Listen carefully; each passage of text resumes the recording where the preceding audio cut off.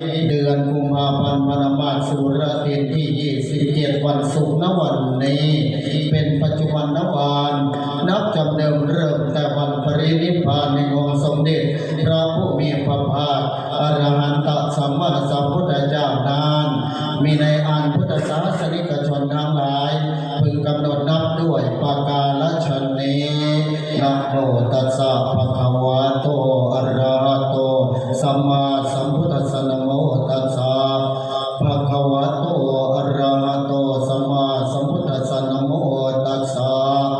ภะคะวะโตอะระหะโตสัมมาสัมพุทธัสสะพุทธังจักธัมมังจักสังฆังจักสรณังคัตตา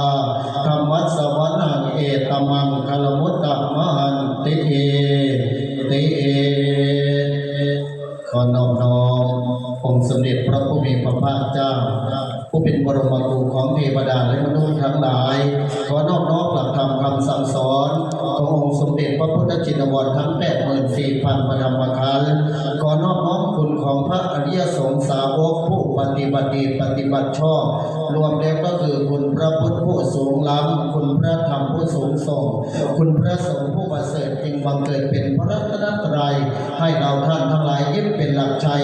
จนตั้งแต่พุทธกาลจนถึงณปัจจุบันการธรรมิกถานักโลโอกาสก็ขอโอกาสประเดชพระคุณหลวงพ่อ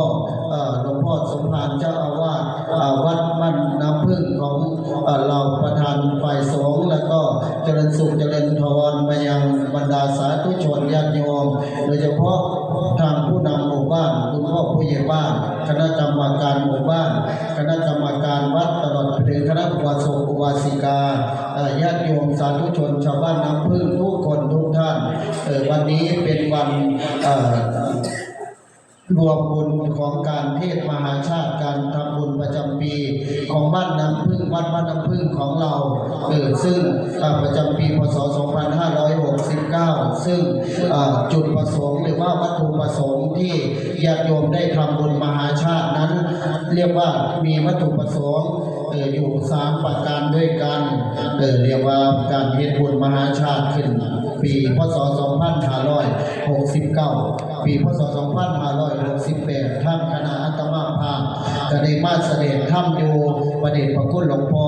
พระอาจารย์อรุณเตชะวโรมานับกันแต่ว่าปัจจุบันกับประเดชพระคุณท่านอาภาสจะได้มอบหมายให้ทั้งตัวแทนให้อาตมาได้นำทีมบ้านเทศเสริมฉลองให้ญาติโยมชาวบ้านน้ำพึ่งเป็นปี69เนาะฉะนั้นวัตถุประสงค์ที่ท่านคุณญาติคุณโยมเฮ็ดบุญมหาชาติมีวัตถุประสงค์อยู่3ประการนำกันคือ1เป็นการรักษาซึ่งดันดีประเพณีวัฒนธรรมอันดีงามของชาวพุทธโดยเฉพาะชาวพุทธภาคอีสานเรียกว่าเปลี่ยนวัฒนธรรมทั้งการทำบุญประจำเดือนเรียกว่าฮีด12ข้อง14ฮีดยีข้องเกี่ยมฮีดบ้านข้องเมืองบุญเดือนอ้ายบุญเขาคุ้นลั่นบุญเดือนยีบุญเขากำบุญเดือน3บุญเขากีบุญเดือน4บุญเอาบุญมหาชาติบุญเดือน5บุญตุสงกรานต์บุญเดือน6บุญบังไฟบุญเดือน7บุญเบิกบ้านบุญเดือน8บุญเขาพรรษาบุญเดือน9บุญเขาประดับดินบุญเดือน10บุญเขาสากบุญเดือน11บุญออกพรรษาบุญเดือน12บุญมหากฐินอันนี้แหละญาติโยมเรียกว่าเป็นการรณรงค์เป็นการอนุรักษ์ให้ชนรุ่นหลังลูกหลานผู้เกิดมาเยรุ่นได้เดินตามห้อยเดินตามพ่อกอตามเม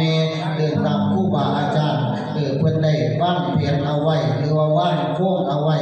ฉะนั้นเป็นวัฒนธรรมที่เฮ็ดให้เฮาให้ลูกให้หลานได้รู้จักบุญประจำเดือนแต่ละเดือนนี่ล่ะวันเดือนนั้นพ่อแม่ปู่ย่าตายายเฮ็ดบุญอย่างนี้ตกมาเดือน3บุญเขากีเดือน4บุญมหาชาติจันปีนี้กับเวียนมาสมภพมาฮอดปี69นำกันบ้านน้ำพึ่งของเฮาก็ได้เฮ็ดบุญมหาชาติขึ้นสุปีกายอาตมาก็ได้มาแสดงธรรมนำวันที่6มีนาเนาะปีกายนี่เนาะแต่ว่าปีนี้เป็นวันที่27กุมภาพันธ์มาครั้งนี้ก็หลวงพ่อเล่าอาภาษเราผ่าตัดมีใหญ่เทศก็บ่ได้ดอก เว้าก็เว้ายากไปยากมายากอันนี้ก็ถวายกำลังใจให้เพิ่นเนาะเพิ่นหายผู้หลักเพิ่นยังสิได้มาเอาก็ถือว่าอาตมาการได้นำทีมงานมาเทศเฉลิมฉลองให้คือเก่านั่นล่ะฉะนั้นวันนี้เรียกว่าวัตถุประสงค์ข้อแรกคือการรักษาซึ่งกติประเพณีอันดีงามเอาไว้ประการที่สองเป็นการสั่งสมทุนทรัพย์หรือว่าระดมทุนทรัพย์รวบรวมจตุปัจจัยที่ญาติโยมบ้านน้ำเพิงคุมเหนือคุมใต้คุมไทยคุมลาวทุกหลังข้างเฮือนนี่ล่ะร่วมกันบริจาคจตุปัจจัยตามกำลังศรัทธาร่วมกันเป็นเจ้าภาพการเทศน์การบูชาธรรมการเทศน์มหาชาตินี่ล่ะเรียกว่าเป็นการเสริมสร้างวัดว่าอารามภาวรวัตถุวัดบ้านน้ำผึ้งของเฮาที่ยังสร้างบ่เสร็จเสนาสนะบ่ว่าสิเป็นโบสถ์ศาลาวิหารหอระฆังประตูโค้งกำแพงนี่เสียกุฏินี่เสียญาติโยมอันใดมันสุดโทรมอันนี้เฮาก็สิได้นำทรัพย์ที่เฮาจัดงานบุญมหาชาติขึ้นเพื่อสมทบได้ทำวัตถุประสงค์ก่อสร้างสิ่งนั้นที่ยังบ่แล้วให้มันเสร็จสิ่งไหนที่สุดโทรมเฮาก็ซ่อมแซมบูรณะไปเพื่อให้มันรุ่งเรืองเหลืองคู่ลูกคู่หลานคู่บ้านน้ำเพิงของเฮายิ่งขึ้นไปเรียกว่าเป็นการสละทรัพย์อันมีค่าเวลาอันมีคุณโดยเฉพาะบุญมหาชาติเป็นบุญเกี่ยวกับการทานพระพุทธเจ้าของเฮาทำทานาบารมีในศาสตร์ที่เป็นพระเวทนี่ก็คือเรื่องปัจจัยที่สองหรือว่าวัตถุประสงค์ที่สองที่ท่านคณะกรรมการหมู่บ้านกรรมการวัดได้ร่วมมือกันเฮ็ดเนาะเพื่อปั่นเป็นการระดมทรัพย์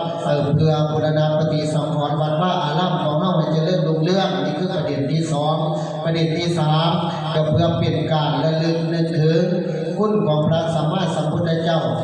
ขั้นเมื่อพระองค์ไปเสวยชาติเป็นพระเวสสันดรได้ทำสตามหาทานได้บำเพ็ญทานบารมีให้เต็มเปี่ยม